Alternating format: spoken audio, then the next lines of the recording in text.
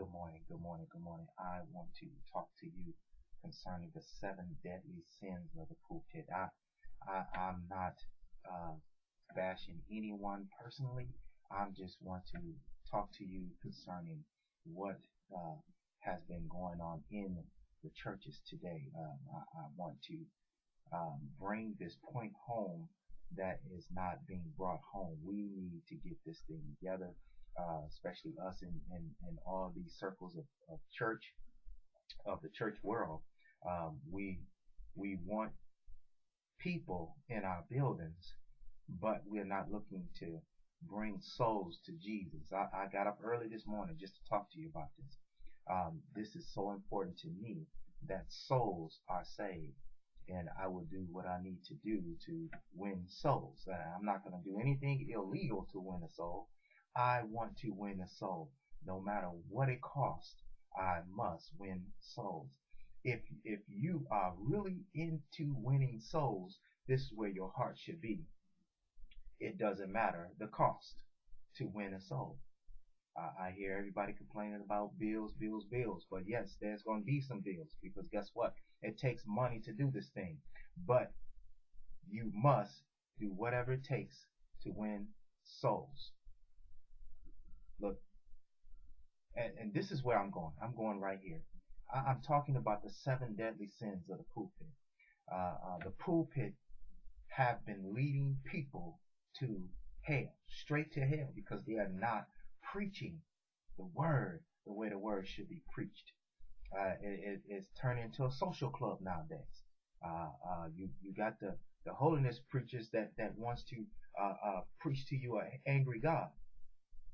And see, the thing is, God is not angry. He's in love with us. He's just looking for us to love him. Let me go here. It is increasingly common today to hear the gospel proclaimed. But see, the same thing was happening in the early church. The gospel was being proclaimed.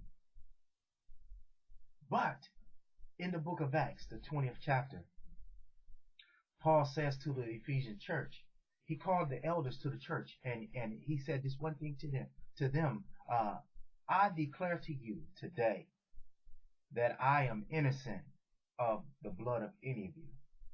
Now this is Paul talking. For I have not hesitated to proclaim to you the whole will or the whole counsel of God.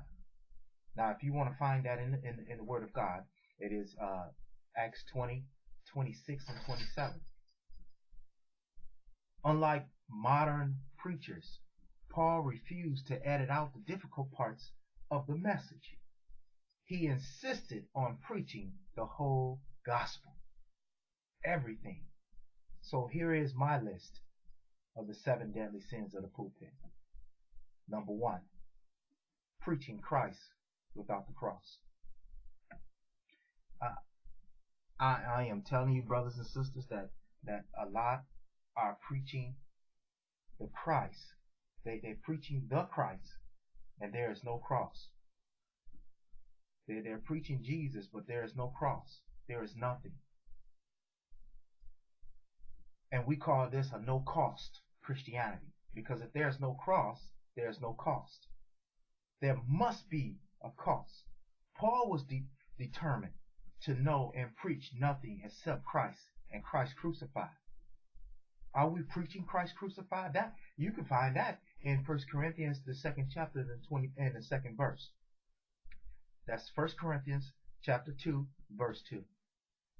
Today it seems we preach everything but Christ and the cross, causing many to live as enemies of the cross. Philippians 3 and 18. The second one is preaching salvation without sanctification. And you understand that I call this a no change Christianity. That you can come just as you are. Because most people will say that, I'm coming as I am. Well, yes, you need to come as you are. But then when you come as you are, you need to make some changes along the way. There needs to be some transformation that happens your life. Other than that, it'd be a no change Christianity. So many claim Christ today with no evidence or change in their lives. And the pulpit is at least partially to be blamed, because we're not challenging the people to make changes, because we don't want to lose them. We don't want to lose the people in our church. Preaching Christ without the decision, preaching decision without preaching discipline or discipleship. And we call this a no commitment Christianity. There's no commitment whatsoever. Just make a decision to Christ. I want to add you to my roll. This is what preachers are doing today. I know we are getting crowds and decisions, but are we making disciples? Are we taking these people and are we training them? Are we giving them the word, spoon feeding them, showing them the word, how the word can transform? Number 4. I can stay on each one of these all day, but I don't want to do that. I just want to give them to you. And you do with them what you want. But understand this, if you listen to this, you watch this video, you hear my voice, I don't care if you just hear the first part, you are responsible for what you hear. It's on you, not on me. It's on you. Number 4, preaching love without lordship. We call this a no compliance Christianity. Jesus is Lord. And because he is Lord, he heals, he delivers, provides, and saves. He loves us. He loves us. But yet still there has to be a lordship somewhere. You have to depend on him as Lord. You have to hear what he has to say, and then you must do what he says.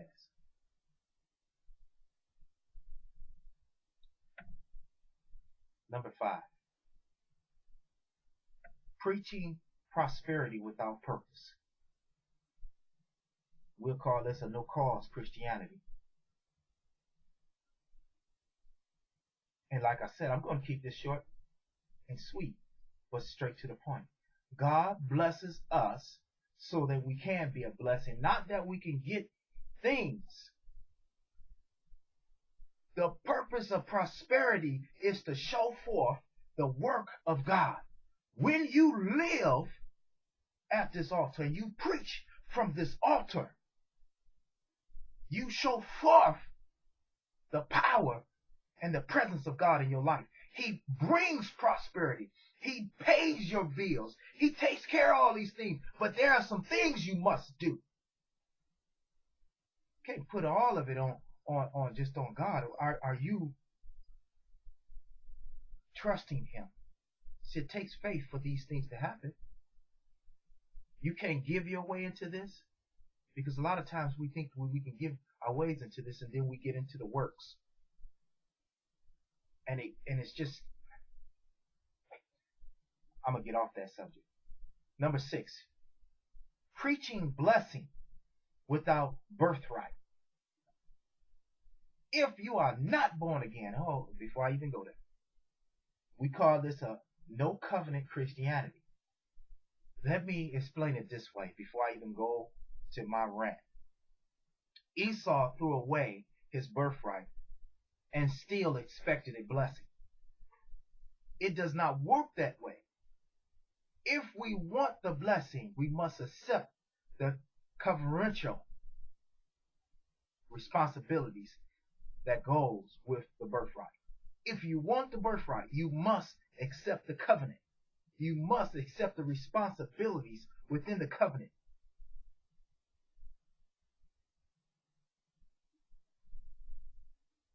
Like I said, I'm not going to go off on chasing the bunny. Number 7. Like I said, there are 7 of these. Number 7. Preaching revival without reformation. This is a non-transformation Christianity. Now, understand something. I am not a reformist, but I am a transformist. Jesus came here to transform lives, to deliver us from our mess, to bring us into his presence.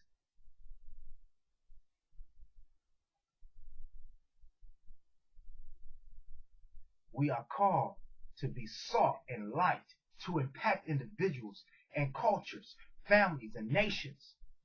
The gospel is supposed to be transformational. I have certainly been guilty of every last one of these things. I have been guilty of being afraid to just preach this word without worrying about somebody walking away from me. Now that at this point in my life, I'm not worried about folk running away or walking away or going away. You can leave. See you later. Bye. If you don't want this, see you later. But if you want what Jesus has for you, then you'll run to this. You'll run to the cross. You will run to salvation, for it's free. As I have matured, and hopefully I am being more and more faithful to preach the whole will of God. How about you? Preachers, how about you? How about you? Are you doing the same? It's not about people. It's about souls. Can we win souls? We so caught up in our denominational crap that we miss the whole point of souls. Winning souls. Winning souls. That's what this is about. Winning souls. Let's win souls, brothers and sisters. God bless you.